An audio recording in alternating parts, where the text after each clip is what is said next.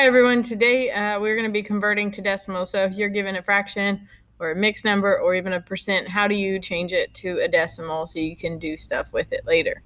So if I'm given 2/5, you learned back in 6th and 7th grade, you learned in top in, bottom out, Tybo. Okay, now you get to use a calculator. So there is a website called Desmos.com. You watched the intro video to it, hopefully with on Friday. There you go to scientific calculator. So if you didn't see that, you go back, go to math tools right here.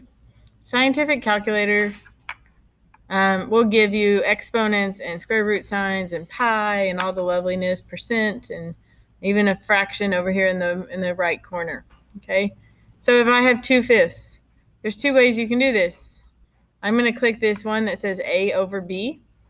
And it leaves me so where I can type in a 2, or I can touch the screen and type in 2. And then I'm going to either push the arrow down button or click on the denominator and put a 5 in. It gives me my decimal over here on this right-handed side. The other way to do that, let me delete all of this. Okay, it's simply 2 divide and then hit the 5, and it automatically puts it in there too. Okay, so we get 0.4. That's how we would change a fraction. That's a horrible decimal. That's how we change it. It would be 0.4. And you can put a 0 in front of it if you want. 0.4. Same thing. Now, if you had a mixed number, maybe 4 3/4, and you needed to change that to a decimal, what is its equivalent? I'm only going to look at the fraction. Okay?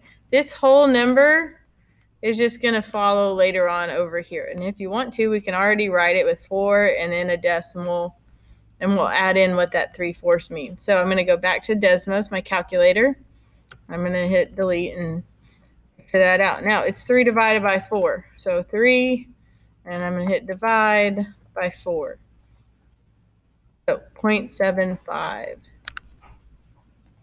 So I already have my point there, so I'm going to put 75. Okay, so that's easy how to change a mixed number into a decimal.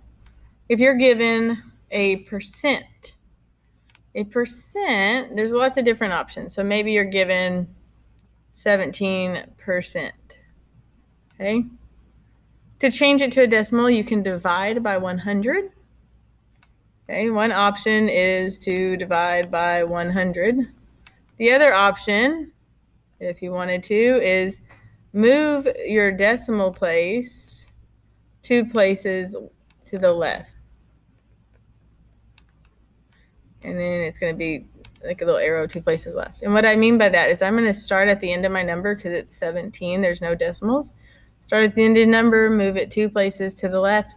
Your answer would be 0.17 as a decimal. You can throw a 0 in front of that.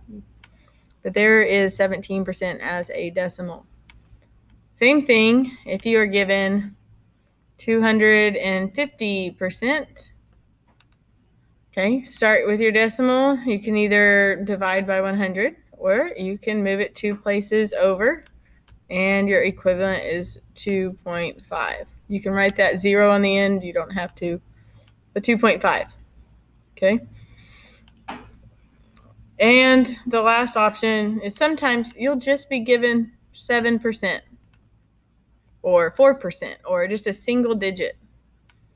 So again, we start at the end of our number, we move it over 1, 2, but now we have a blank spot right there in front of the 7.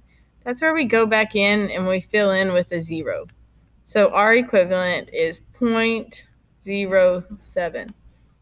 And again, sometimes on multiple choice answers, you will see a 0 in front of it. Sometimes you won't. Okay. Every once in a while, they'll give you maybe like, oh, I have 34.7%.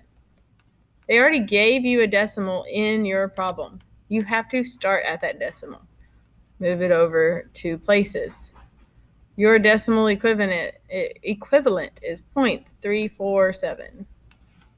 Okay? And again, you can put a 0 in front of that. It does not change the number. Okay, I hope this helps. If you have questions, please get a hold of me or Mr. Joel, and have a great day.